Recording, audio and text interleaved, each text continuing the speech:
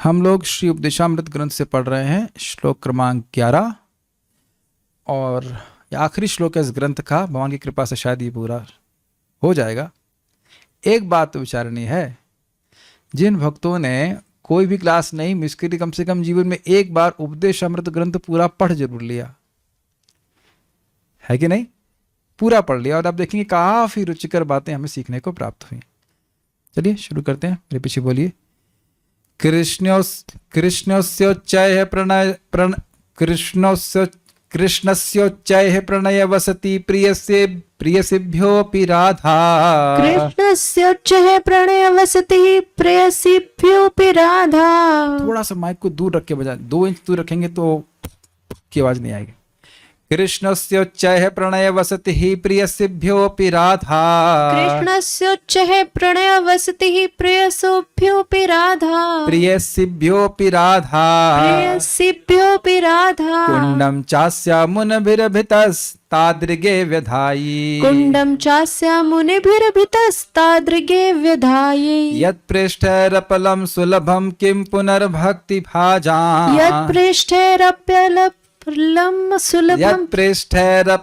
सुलभं किं पुनर्भक्तिभाजाम्। यत्पृष्ठैरप्यलं सुलभं किं पुनर्भक्तिभाजाम्। तत्प्रेमिदं सकृदपि सरः स्नातुराविष्करोति। तत्प्रेमेदं सकृदपि सरः स्नातुराविष्करोति। कृष्णस्योच्चैः प्रणय वसति प्रियसिभ्योऽपि राधा। कृष्णस्योच्चैः प्रणय वसति प्रेयसीभ्योऽपि राधा। कुण्डं चास्यामुनभिरभितस्तादृगे व्यधायि। कुण्डं चास्यामुनिभिरभितस्तादृगे व्यधायि। यत्पृष्ठैरपलं सुलभं किं पुनर्भक्तिभाजाम्। यत्पृष्ठैरप्यलं सुलभं किं पुनर्भक्तिभाजाम्। तत्प्रेमिदं सकृदपि सरः स्नातुराविष्करोति। तत्प्रेमेदं सकृदपि सरः स्नातुराविष्करोति। कृष्णस्योच्चैः प्रणय वसति प्रियसिभ्योऽपि राधा। कृष्णस्योच्चैः प्रणय वसति प्रेयसीभ्योऽपि राधा। कुण्डं चास्यामुनभिरभितस्तादृगे व्यधायि। कुण्डं चास्यामुनिभिरभितस्तादृगे व्यधायि। यत्पृष्ठैरपलं सुलभं किं पुनर्भक्तिभाजाम्। यत्पृष्ठैरपलं सुलभं किं पुनर्भक्तिभाजाम्। तत्प्रेमिदं सकृदपि सरः स्नातुराविष्करोति। तत्प्रेमेदं सकृदपि सरः स्नातुराविष्करोति। छोटा श्लोक है, मुझे लगता है आज पूरा हो जाना चाहिए। अनेक आमोद की वस्तुओं तथा ब्रजभूमि की समस्त प्रेयसी बालाओं में से श्रीमती राधा रानी निश्चय ही कृष्ण प्रेम की सर्वाधिक अमूल्य निधि हैं। हर प्रकार से उनका दिव्य कुंड मुनियों द्वारा कृष्ण को उतना ही प्रिय वर्णित किया गया है। जिस प्रकार से राधा रानी प्रिय है, ऐसे राधा कुंड प्रिय है। निसंदेह राधा कुंड महान भक्तों के लिए भी अत्यंत दुर्लभ है, अतएव सामान्य भक्तों के लिए इसे प्राप्त करना तो और भी कठिन है।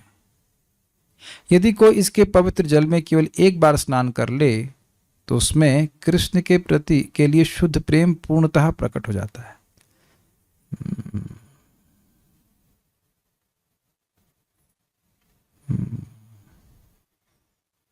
तो ये तो मन में आ रहा होगा, कल चला जाए राधा कुंड में स्नान करने के लिए।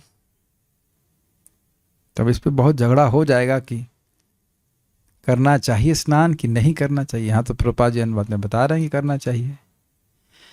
श्रील प्रभुपाद जी के शिष्य की घटना है। प्रभुपाद जी सब थे वहाँ पे और उन्होंने देखा कि राधा कुंड में लोग जाकर ऐसे स्नान कर रहे हैं, स्विमिंग कर रहे हैं जैसे स्विमिंग पूल होकर का। माइक आप लीजिए। तो कैसे पवित्र स्थलों का सम्मान करना है, इस पे उपाध्याय जी हमारे प्रकाश डालेंगे। यमुना जी में कैसे स्नान करना है, उपाध्याय जी आपको कैसे बताया परम पूज्य वृंदावन चंद्र महाराज ने, बताइए माइक के ऊपर। सबसे पहले जाते ही यमुना महारानी को प्रणाम करेंगे और प्रणाम करने के बाद यमुना जी में स्नान करने के पहले उसमें 3 डुबकी लगाते हैं। तो 3 डुबकी लगाते वक्त हमें 3 बार बोलना होता है। पहले हम बोलेंगे कि अंतःकरण की शुद्धिकरण के लिए, तो पहली डुबकी लगा देंगे। फिर दूसरा पितरों के कल्याण के लिए फिर डुबकी लगा देंगे। और तीसरा जगत के कल्याण के लिए। फिर डुबकी लगा के फिर प्रणाम करके बाहर निकल आएंगे। मतलब फिर हमें ज़्यादा ऐसा नहीं कि उसमें स्विमिंग की तरह नहाना है, यस, सिर्फ प्रणाम से विहार स्थल नहीं है हमारा, विहार स्थल यमुना देवी नहीं है। लेकिन आपके लिए एक होमवर्क है कि महाराज से ये भी पूछें कि हम राधा कुंड में अगर किसी को स्नान करना हो, अगर करना हो, जैसे यहाँ पे लिखा है, तो क्या यही रीति अप्लाई की जाएगी या कुछ और किया जाएगा, क्या कैसे तरीका है? हैं? कुंड बना क्यों स्नान के लिए, तो ठीक है, ये तो बात बिल्कुल कोई इसमें कोई आपत्ति नहीं है। बात इस चीज की है कि कैसे विधि क्या है, ये मैं पूछना चाहता हूं। अपने मन से नहीं बताइएगा, आप अपने मन से बताओगे भी नहीं, लेकिन आप हो सके तो महाराज से पूछ लीजिएगा, मिल जाए तो एग्जैक्ट रिकॉर्ड कर ले तो और भी अच्छा रहेगा, ताकि ये स्थापित हो जाए बात कि कैसे स्नान किया जाए। मैंने आज तक राधा कुंड में केवल एक बार स्नान किया, कब? गोविंद कुंड की क्लीनिंग हो रही थी, तो उसमें हम भी संलग्न हुए, हमको मौका मिल गया, तो हमने कहा जो गोविंद कुंड में थोड़ी सेवा की तो इधर कुछ जब अपने से मान लिया कि अधिकार मिल गया स्नान करने का, तो जाके डुबकी मार करके आ गए। एक बार और भाग्य मिला था कि राधा कुंड की भी क्लीनिंग कुछ चल रही थी और उसमें हम लोग को संलग्न होने के लिए मिला था। गोविंद कुंड में हुआ था कि राधा कुंड में नहीं हुआ था, गोविंद कुंड में, हाँ गोविंद कुंड क्लीनिंग में हमें सेवा करने का मौका मिला था, ऐसे करके। हाँ, अपने गुरु महाराज से पूछ के ही करना चाहिए, ठीक है, अपने गुरु, जैसे गुरु महाराज बोल रहे हैं। लेकिन हाँ, वहाँ का जल ला के उसे तिलक लगाने में तो हाँ ठीक है।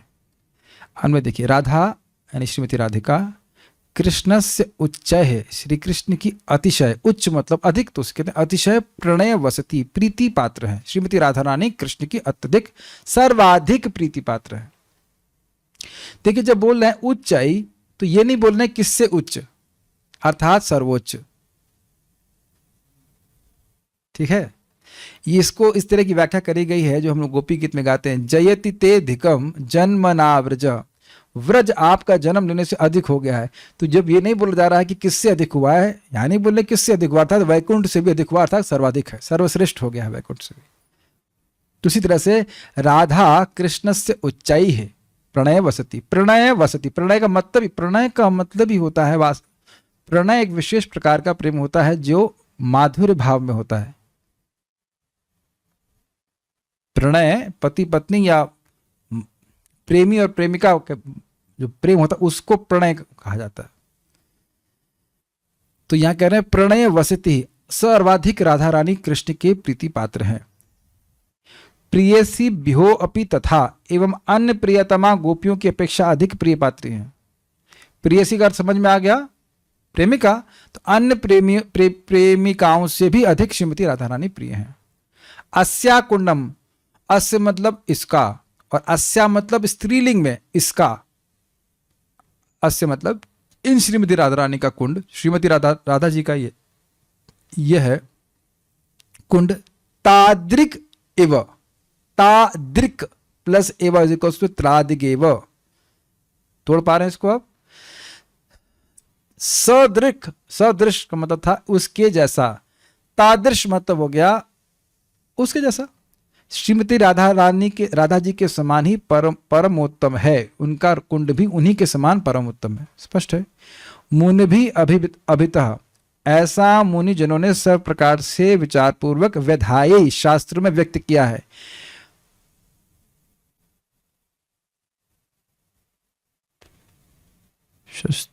शस्त्रोपविधान कर्मभ्यः परितो हरिप्रिया व्यक्तिम शब्द वहां था, यहाँ विधायी शब्द है।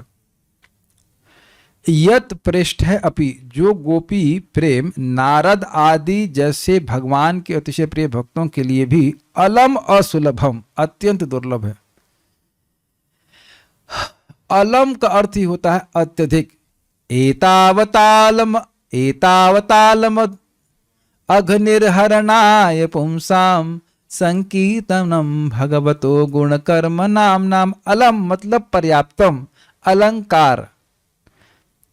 आपने समझ रहा है अलंकार का मतलब क्या? अलंकार मतलब ये दे दिया, अब बहुत सुंदर लग रहा है, पर्याप्त मात्रा में सुंदर लग रहा है, और सुंदरता की और कुछ ऐड करने की जरूरत नहीं, इसलिए कहते हैं अलंकार।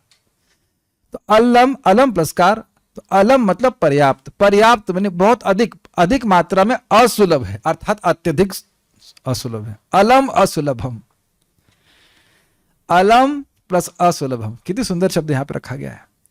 किम पुनर्भक्ति भाजाम, साधक भक्तों की तो बात ही क्या, मतलब जो प्रेम प्राप्त भक्त हैं उनके लिए भी ये राधा कुंड दुर्लभ है, तो साधना भक्ति में लगे उनका तो कहना ही क्या। तत्प्रेम, उसी प्रेम को, इदम सरह सकृदपि स्नातु, उसी प्रेम का मतलब कौन सा प्रेम,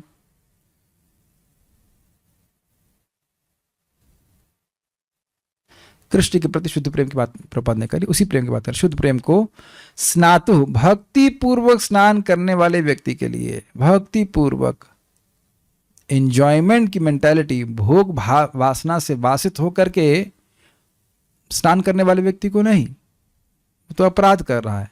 भक्ति पूर्वक बड़ी नम्रता से इस प्रेम की अभिलाषा को प्राप्त करने की इच्छा से भक्ति पूर्वक स्नान करने वाले व्यक्ति के लिए आविष्करोति यानी प्रदान करते हैं। आविष्कार करते समझ रखा होगा हमने, आविष्कार करते हम लोग सोचते हैं इन्वेंशन। वैसे देखिए आविष्कार का क्या अर्थ होता है, मैं इस पर सर्च करना चाहता हूं, कभी आज तक सोचा नहीं। आविष्कार, invention, discovery, manifestation, making visible, बहुत अच्छा अर्थ है। फिर अभी तक आविष्करोति, आविष्कार का अर्थ मैंने हमेशा सोचा था कि कुछ नया चीज खोज के लाना, लेकिन यहाँ पे संस्कृत डिक्शनरी में आविष्कार का अर्थ है प्रकट करना, यानी ये जो प्रेम जीव के हृदय में है उसको प्रकाशित कर देते हैं। इतना समर्थ साधन है। समझ पा रहे हैं आविष्करोति का अर्थ? अगर मैं ये इस तरह से नहीं बोलता तो आप लोग आविष्कार का अर्थ क्या समझते? इन्वेंशन करना। इन्वेंशन करना सेट ही नहीं हो रहा ना यहाँ पे। कृष्ण प्रेम को क्या इन्वेंशन किया था? इन्वेंशन नहीं किया जा रहा है यहाँ पे। इसका अर्थ है प्रकाशित कर देना। कृष्णस्य उच्चैः प्रणय वसति ही प्रियसिभ्योऽपि राधा। कृष्ण की सर्वोच्च प्रणय वसती अर्थात प्रीति पात्र हैं श्रीमती राधा रानी, और इसका अर्थ है, और आगे वो क्या बोल रहे हैं, प्रियसिभ्योऽपि, सभी गोपिकाओं से भी अधिक प्रिय राधा रानी हैं। ये पहली लाइन का अर्थ हुआ। कुंडम च अस्या, उनका कुंड भी, मुनिभिर भितस, मुनिभिर यानी मुनियों के द्वारा, अभिता मतलब ये निश्चित किया गया है, तादृगे व्यधाई, व्यधाई मतलब शास्त्रों के अनुसार वह कुंड भी उन्हीं के अनुसार, श्रीमती राधा रानी के अनुसार अत्यंत कृष्ण को प्रिय है। सेकंड लाइन क्लियर हो गई? जूम के वक्त तो गर्दन ऐसे फ्रीज करके बैठे हो, इसलिए मूर्तियां लगा रखी हैं आपने। कुछ हाँ ना तो कुछ तो बोला नहीं समझ में आ रहा तो मैं फिर से समझाऊंगा। हाँ भी बोलने में दिक्कत है, हाँ ऐसे नहीं बोल सकते, कम से कम ऐसे हल्का सा हिला सकते। हाँ ठीक, आप लोगों को देख के ही बोल रहा हूँ। अब नाम सबका लेने लगूंगा तो आप शर्माएंगे, इसलिए नाम नहीं ले रहा हूँ, लेकिन कुछ तो हाँ कुछ ना कुछ तो कहा करेंगे भाई। यद्यपि मैंने स्पॉटलाइट पे रखा है क्योंकि यूट्यूब पे हमें लाइव करना होता है, फिर भी आप लोगों की एक स्ट्रिप दिखाई पड़ती है। 1 2 3 4 5 6 7 8 भक्त दिख जाते हैं, ऐसी बात नहीं है। एक बार में घुमाते रहते हैं, कौन कोई सो तो नहीं रहा है। यत् प्रेष्ठैर अपि अलम सुलभम, जो अत्यंत प्रेमी भक्त हैं उनके लिए भी यह पर्याप्त मात्रा में असुलभ है, अर्थात अत्यधिक दुर्लभ है। किम पुनर्भक्ति भाजाम, तो कैमुत्य न्याय से उन लोगों को क्या कहना जो भक्ति करने में भी लगे हुए हैं, साधना भक्ति में लगे हुए। तत्प्रेमदम, वैसा प्रेम देने वाला है। प्रेम देने वाला है क्या? कौन? सकृदपि सरह स्नातु, ये सर अर्थात सरोवर एक बार भी स्नान करने से वैसा ही प्रेम देने वाला है। आविष्करोति अर्थात वैसा ही प्रेम प्रकट करने वाला है, ये अर्थ है। तो स्पष्ट है कि क्यों इसमें स्नान नहीं करेगा। कुंड है तो स्नान करने के लिए, लेकिन हमको बार बार ध्यान देना होगा, स्नातु का अर्थ है भक्ति भावना से स्नान करना। ये बात आपको समझनी होगी, हम सबको समझनी होगी। जो पंच महासाधन है, किसी को पता है भक्ति के पंच महासाधन? नहीं पता है तो आपको पहली बार बता रहा हूं, अभी तक नहीं बताया कभी। पहला है भक्तों का संग, दूसरा है नाम संकीर्तन, तीसरा है धामवास, चौथा है विग्रह की सेवा, और पांचवा है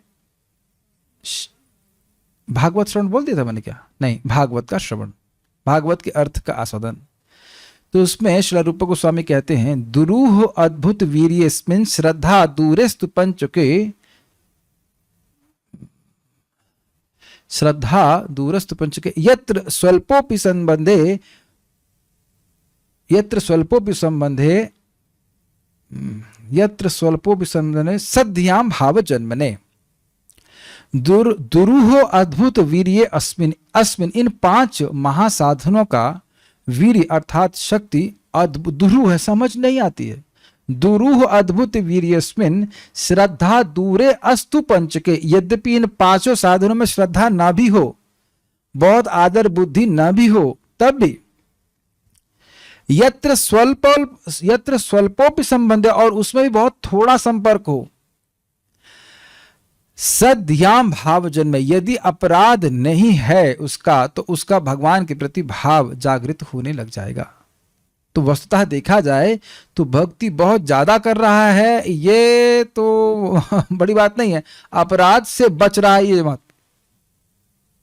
भक्ति अपने आप में बहुत प्रबल है। आप देखो ना, तुलसी जी को दृष्टा स्पृष्टा तथा ध्याता कीर्तिता नमिता स्तुता सेविता रोपिता सेविता नित्यं पूजिता तुलसी शुभा नवधा तुलसी देवीं ये भजन्ति दिने दिने युग कोटि सहस्राणि ते वसन्ति हरेर्गिरे। देखने से, दृष्टा स्पृष्टा स्पर्श करने से, दृष्टा स्पृष्टा तथा ध्याता ध्यान करने से आप अपनी तुलसी देवी का स्मरण कर सकते हैं। हाँ, ध्यान करने मात्र से। दृष्टा स्पृष्टा तथा ध्याता कीर्तिता उनका कीर्तन करने से, कीर्तिता नमिता उनको प्रणाम करने से, स्तुता उनकी स्तुति करने से, रोपिता उनको उगाने से, सेविता किसी प्रकार से उनकी सेवा करने से। हो गया 8, एक और रह गया। दृष्टा स्पृष्टा तथा ध्याता कीर्तिता नमिता स्तुता रोपिता सेविता नित्यं पूजित आरती करने से, पूजिता तुलसी शुभा नवधा 9 प्रकार से या इनमें से किसी एक प्रकार से, नवदा तुलसी देवी ये भजन्ति दिने दिने रोज रोज जो करता है, 24 घंटे करने के लिए नहीं बोल रहे हैं, रोज रोज करने के लिए बोल रहे हैं। तो ये वसंती नवदा तुलसी देवीम ये भजन्ति दिने दिने युग कोटि सहस्राणि ते वसंती हरेर गृह। हरेर गृह वह करोड़ों करोड़ों युगों तक भगवान के धाम में रहता है, तो वहां से वापस नहीं आता। इसका कहने का अर्थ है कि शाश्वत रूप से वहां पे रहता है। तो एक मैंने उदाहरण क्यों दिया, ये देखने में बहुत सिंपल सी सेवा लगती है तुलसी जी की, लेकिन यह है अनंत लाभ देने वाली, ये कहा जा रहा है। तो अब कोई व्यक्ति नहीं पहुंच पा रहा, तो कारण क्या है, थोड़ा अपराध कर रहा, तो अपराध भी कर रहा हो तो भी भक्ति करते रहना चाहिए। धीरे धीरे अपराध नष्ट होंगे बारंबार। और यही बात भगवान के नाम के ऊपर भी लागू होती है। एक नाम किया सारे पाप ध्वस्त, दूसरे नाम से मुक्त, तीसरे नाम से प्रेम। तो अब इतने नाम तो कर ले रहे हैं, तो प्रेम प्रकाशित क्यों नहीं हो रहा? आप समझ में आ गया ना। इतने लोग राधा कुंड में अगर स्नान कर रहे हैं तो तुरंत प्रेम क्यों नहीं मिला? समझ में आ गया ना, अपराध है। लेकिन इसका अर्थ ये नहीं कि व्यक्ति भक्ति करना छोड़ देगा। अब भक्ति करने से ही अपराध नष्ट होते हैं। बार बार समझने का प्रयास कीजिए, हम बार बार नामोच्चारण क्यों कर रहे हैं? क्यों कर रहे हैं? जिसका अपराध नहीं है उसका प्रेम बढ़ जाए, और जिसका अपराध है उसके अपराधों का भंजन हो जाए। सबको समझ में आ रहा है ये बात? तो ये बात यहाँ पे भी लागू होगी कि एक बार से सब लोग, मान लीजिए किसी ने स्नान किया भी तो कृष्ण प्रेम से क्यों नहीं मिला? मिला है, ऐसी बात नहीं, बढ़ा है, धीरे धीरे करके बढ़ रहा है। बार मैंने परम पूज्य राधा रमण महाराज जी प्रवचन कर रहे थे धाम की महिमा के ऊपर, हमने तो कहने लगे, कोट भी करते हैं, मथुरा महात्म से कोट कर रहे थे कि 3 दिन भी कोई रहता तो भगवान की भक्ति मिल जाती। तो हमने महाराज को बोला, महाराज भक्ति तो मिली नहीं, भक्ति तो मिली नहीं। तो महाराज बोले कुछ नहीं मिली है। तो आप में से कोई ऐसा नहीं कह सकता कि कोई भक्ति प्राप्त नहीं हुई है। अगर कोई श्रद्धा प्राप्त नहीं हुआ है तो क्यों यहां पड़े हुए हैं बताइए? या और भी व्यक्ति क्यों भक्ति कर रहा? भक्ति करने से भक्ति आती है। हाँ, वो अलग बात है कि भक्ति करके व्यक्ति कभी तृप्त नहीं होता है, एक अलग चीज है। लेकिन भक्ति तो प्राप्त हुई है ना। अगर हम ये कहें कि भक्ति कुछ भी प्राप्त नहीं हुई है तो फिर धाम के प्रति अपराध बन जाएगा ना। कुछ भी शुद्धिकरण नहीं हुआ तो अपराध बन जाएगा ना। तो आप समझ गए कि एक बार की महिमा है, लेकिन बारंबार करने का आदेश है। असकृत उपदेशात, क्योंकि जीवों के अपराध होते हैं, इसलिए बार बार अभ्यास का उपदेश शास्त्र कहता है। इसीलिए बार बार नामोच्चारण करना चाहिए, बार बार वृंदावन का सेवन करना चाहिए, भागवत का सेवन करना चाहिए, क्योंकि यही साधन है। करते करते व्यक्ति को इसी में प्रेम प्राप्त हो जाए, यही साधन है। आगे बढ़ते हैं। राधा कुंड इतना पूज्य क्यों है? यह सरोवर इसलिए पूज्य है क्योंकि यह श्रीमती राधा रानी का है, जो श्री कृष्ण की सर्वाधिक प्रिय पात्रा है। ये थोड़ा समझना चाहिए कि जो व्यक्ति हमें प्रिय होता है उसकी हर वस्तु हमको प्रिय हो जाती है, उसी अर्थ में लेना होगा। वे समस्त गोपियों में से सर्वाधिक प्रिय। इसकी व्याख्या मैंने कल कर दी थी, क्योंकि रासलीला में भी राधा रानी छोड़ के चली गई थी तो कृष्ण को वह सुख देने वाला नहीं रहा। इसी प्रकार उनका सरोवर श्री राधा कुंड भी बड़े बड़े मुनियों द्वारा ऐसे सरोवर के रूप में वर्णित किया गया है जो कृष्ण को साक्षात राधा के समान ही प्रिय है। निसंदेह राधा कुंड तथा श्रीमती राधा के लिए कृष्ण का प्रेम सभी तरह से एक जैसा है। यह राधा कुंड भक्ति में पूरी तरह संलग्न बड़े बड़े पुरुषों तक के लिए अत्यंत दुर्लभ है, तो फिर उन समान भक्तों के लिए क्या कहा जाए जो केवल वैदिक भक्ति के अभ्यास में लगे रहते हैं। ऐसा कहा जाता है कि जो भक्त राधा कुंड में एक बार स्नान कर लेता है वह तुरंत कृष्ण के प्रति गोपियों जैसा प्रेम भाव उत्पन्न कर लेता है। आपने सुना था ना, तत्प्रेमिदम सकृदपि स्नातुरः विष्करोति। तत्प्रेम, वह प्रेम जो गोपियों का है वैसा प्रेम वो प्राप्त कर लेता है। हाँ, लेकिन हो सकता है कि एक प्रश्न बने, और वह प्रश्न मैं भी करता अगर हम नीचे बैठे होते या जूम पे सुन रहे होते, कि मान लीजिए मेरा प्रेम, मतलब मैं कुछ बोल नहीं रहा हूं, किसी का भी प्रेम वात्सल्य भाव में है, तो क्या वह भी गोपियों का प्रेम प्राप्त करेगा? इसका उत्तर हमको नहीं पता है। शायद आप लोगों के मन में प्रश्न आ रहा है, किसी के मन में प्रश्न आ रहा है क्या ये कि क्या सभी को गोपी ही बनना होगा, ये सब गोपी ही बन जाएंगे, हम गोपी बन जाएंगे, ऐसा नहीं कहना चाहिए। क्या सभी लोग गोपी वैसा प्रेम ही प्राप्त करेंगे? तो ये कोई जरूरी नहीं है, क्योंकि नित्य सिद्ध कृष्ण प्रेम साधक भुनोय श्रवण आदि शुद्ध चित्त कौरिबे उदय। जो हमारा भगवान के प्रति संबंध है वह शाश्वत है। श्रवण कीर्तन के माध्यम से वह प्रकाशित होता है, आविष्कृत होता है, प्रकट होता है। तो मेरी अंडरस्टैंडिंग यही है कि जो कोई भी स्नान कर रहा है तो उसका जो भगवान से नित्य संबंध है वही प्रकट होगा। लेकिन हाँ, सामर्थ्य है कि गोपियों का प्रेम दे दे, क्योंकि हर भक्त, हर आत्मा अपने संबंध में पूरी तरह से तुष्ट है। गोलोक में भी भक्त लोग जानते हैं कि गोपियां भी हैं, सब कुछ है, लेकिन जो गोप बालक हैं वह अपने प्रेम में पूरी तरह से संतुष्ट हैं, भगवान के प्रति अपने संबंध में पूरी तरह से संतुष्ट हैं। क्या ये बात आप लोग सब समझ गए? ये हम हाई फाई बातें कुछ नहीं बोल रहे हैं, हम सिद्धांत बता रहे हैं आपको। इसलिए ये नहीं सोचना चाहिए कि अब मुझे गोपियों का प्रेम प्राप्त करने के लिए कूदना है कुंड में, ये नहीं है। श्रवण कीर्तन करते चलिए, आपका जो भगवान के प्रति नित्य संबंध है वही प्रकाशित हो जाएगा। श्रील रूप गोस्वामी संस्तुति करते हैं कि यदि कोई राधा कुंड के किनारे स्थायी रूप से न भी रह सके तो कम से कम जितनी बार हो सके इस सरोवर में स्नान तो कर ही ले। अब बताइए कैसे काटते हैं इस बात को? किसी भी बात में प्रभुपाद जी शिक्षा गुरु हैं कि नहीं सभी के? भक्ति संपन्न करने में सबसे महत्वपूर्ण बात है अब इसीलिए लोग पढ़ाते नहीं है, क्योंकि क्या है, ये बात बोल दी जाएगी तो तुरंत लोग कूदना शुरू करेंगे, और कठिनाई यह है कि वो अपराध कर सकते हैं। ये कठिनाई है, इसके लिए गुरु महाराज मना करते हैं। Does that make sense to you? क्योंकि तुरंत आप कहेंगे प्रभुपाद जी तो कह रहे हैं, और प्रभुपाद जी की तो ग्रंथ पढ़ रहे हैं ना, कोई और तो ग्रंथ नहीं पढ़ रहे हैं, इस्कॉन का ग्रंथ है ना, प्रभुपाद जी ने लिखा हुआ है ना। छापा गया है, पढ़ने के लिए छापा गया है या खाली बांटने के लिए छापा गया है? पढ़ने के लिए छापा गया है। और बाहर के लोग पढ़ सकते हैं, इस्कॉन के डिवोटी नहीं पढ़ सकता है ना। ये भी अजीब सी बात है। आप किसी को उपदेशामृत ग्रंथ देते हो और रिपोर्ट भी करोगे 20 रुपये किताब ग्रंथ, जो भी 50 रुपये किताब खत्म पढ़ लिया, तो वो तो पढ़ेगा। तो जो बांटने वाला उसको कभी नहीं पढ़ना चाहिए। लेकिन किस भाव में हमें स्नान करना, ये आप सब लोग को बड़ा स्पष्ट हो गया, बहुत आदर भाव में। और फिर भी जिन भी महाराज के गाइडेंस में, उनसे पूछ करके ही आपको करना चाहिए। इस प्रसंग में श्रील भक्तिविनोद ठाकुर जी लिखते हैं कि जो लोग श्रीमती राधा रानी की सखियों तथा विश्वास पात्र दासियों मंजनों के रूप में अपनी भक्ति विकसित करने के इच्छुक हैं, उनके लिए राधा कुंड सर्वश्रेष्ठ स्थान है। जो लोग अपनी आध्यात्मिक शरीरों यानी सिद्ध देह को पाकर भगवान के दिव्य धाम गोलोक वृंदावन लौट जाने के इच्छुक हैं, उन्हें राधा कुंड में रहना चाहिए।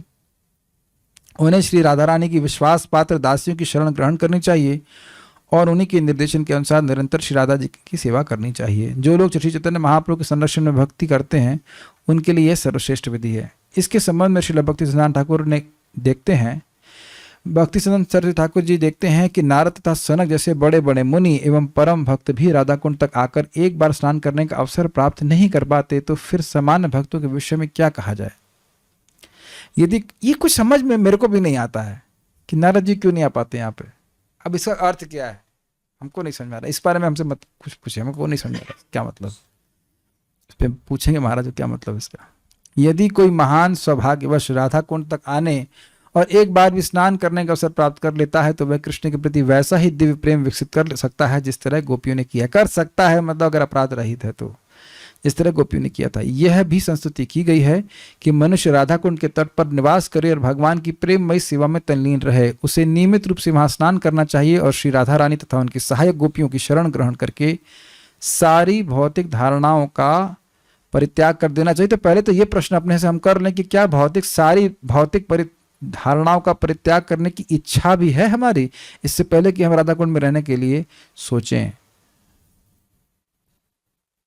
तो कई जन्म तक भूल जाइए इस बात को। बहुत सारी भौतिक इच्छाओं को तो हम त्यागना भी नहीं चाहते हैं।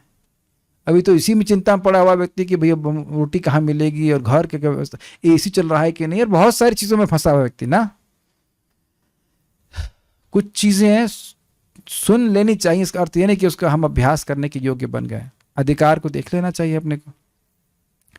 यदि कोई जीवन भर इसी तरह संलग्न रहता है तो शरीर छोड़ने पर वह श्री राधा की वैसी ही सेवा करने के लिए भगवान के पास लौट जाएगा जैसा कि उसने अपने जीवन में राधा कुंड के किनारे रहकर सोचा था।